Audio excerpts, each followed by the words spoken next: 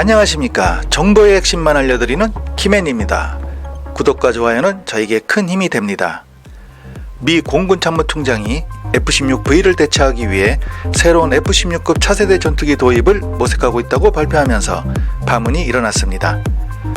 5세대를 넘어 6세대를 만들고 있는 이 시점에서 4세대급 전투기 도입을 구상하고 있다는 발언은 우리에게도 충격을 안겨줍니다.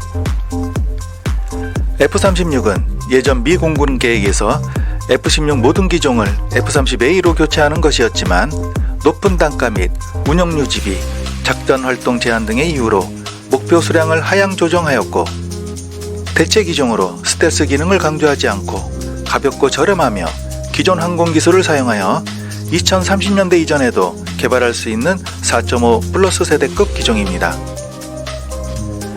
미 공군은 F-35와 F-22 스텔스기에 높은 운용 유지비의 한계가 있어 기존 구축된 전투기 개발 기술을 다시 활용해 5세대 전투기를 보조하면서 비용 대비 요구 성능이 가능하고 빨리 개발할 수 있는 4.5세대 플러스급 또는 5세대 마이너스급 전투기를 개발할 수도 있으며 F-36 킹스네이크 전투기를 말합니다. 미 공군은 F-16에게 여러가지 부족함을 느끼고 있는데 그중 하나가 바로 F-16의 좁은 작전 반경이며, 미국은 세계적 군사 강국으로 떠오르고 있는 중국과 다시 예전의 힘을 회복하고 있는 러시아는 잠재적 위험 요소로 이들과의 갈등 상황이 아시아 태평양 지역이나 유럽 지역에서도 얼마든지 발생할 수 있다는 가능성을 고려하여 기존 공군력으로는 부족하다는 게 미국의 생각입니다. 이 F-36 전투기는 더 큰 내부 연료를 수용할 수 있도록 F-16보다 크기가 더 커질 것이며, 확실하지는 않지만 F-16과 마찬가지로 단발 엔진 기체로 개발될 가능성이 있습니다. F-36 킹스네이크의 외형을 보면 마치 목을 활짝 펼친 코브라처럼 보이는데요, 굉장히 독특한 형태를 취하고 있습니다. F-36 킹스네이크와 모양도 비슷하고 컨셉에 딱 들어맞는 잊혀진 개발 기체가 하나가 있는데요, 그것이 바로 제너럴 다이나믹스가 만든 F-16XL입니다.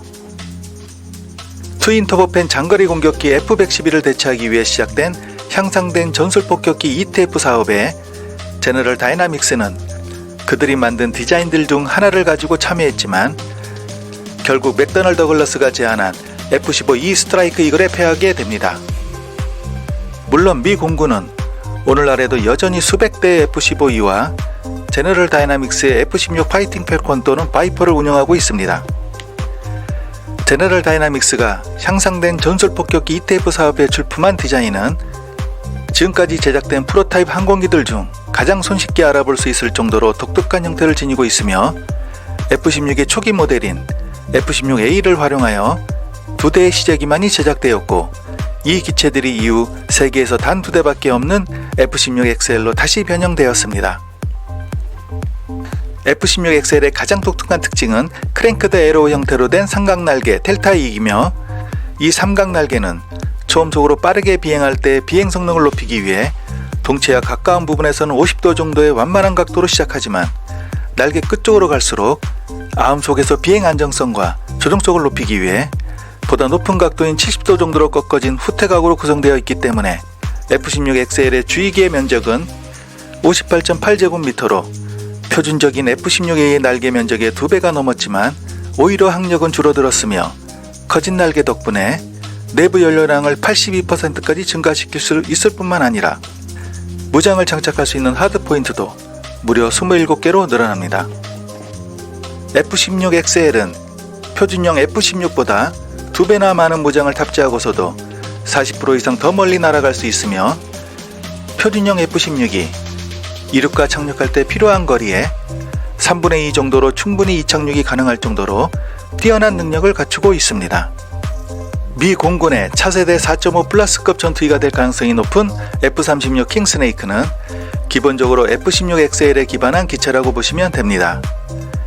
항속거리와 무장 탑재량을 늘리기 위해 F-16보다 덩치가 훨씬 커졌고, 미디엄급 전투기인 KF-21보다도 약간 더 큰 전투기가 됩니다.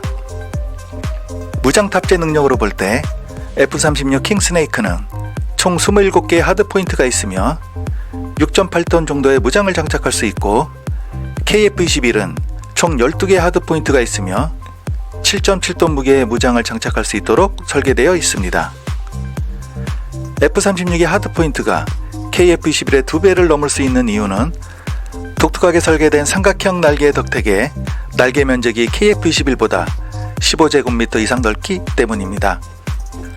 미 공군은 F-36 킹스네이크를 만드는 데 있어 5세대 전투기가 지닌 스텔스 성능보다는 날아다니는 컴퓨터라고 불릴 정도로 뛰어난 센서 융합 및 데이터 처리 능력, 그리고 전자적 능력에 중심을 둘 예정이며 F-36 킹스네이크의 항전 장치와 전자전 능력은 KF-21보다 적어도 한 단계 이상 높은 수준으로 만들어질 것이라고 예상하는 것이 합리적일 것입니다.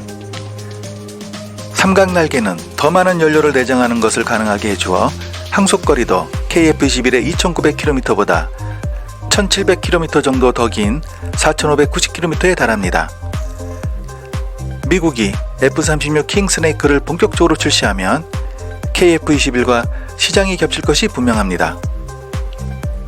이 정도 성능이면 벌써부터 KF-21의 경쟁 상대로 걱정이 되는데요. 하지만 제 생각은 다릅니다.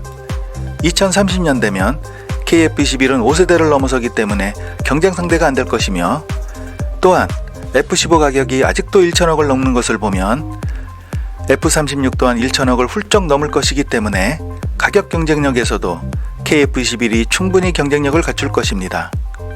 아직 미 공군이 F-36에 대한 개발을 확정하지는 않았지만 곧 추진할 것으로 보이며, 미국도 자존심을 버리고 4.5 플러스급을 생각한다면 KF-21을 구매하는 것이 어려운 미국 경제 상황을 보더라도 현명한 판단이라 생각됩니다. 여러분의 생각은 어떠신가요? 도움이 되셨다면 구독과 좋아요 부탁드립니다. 다음 영상에서 뵙겠습니다.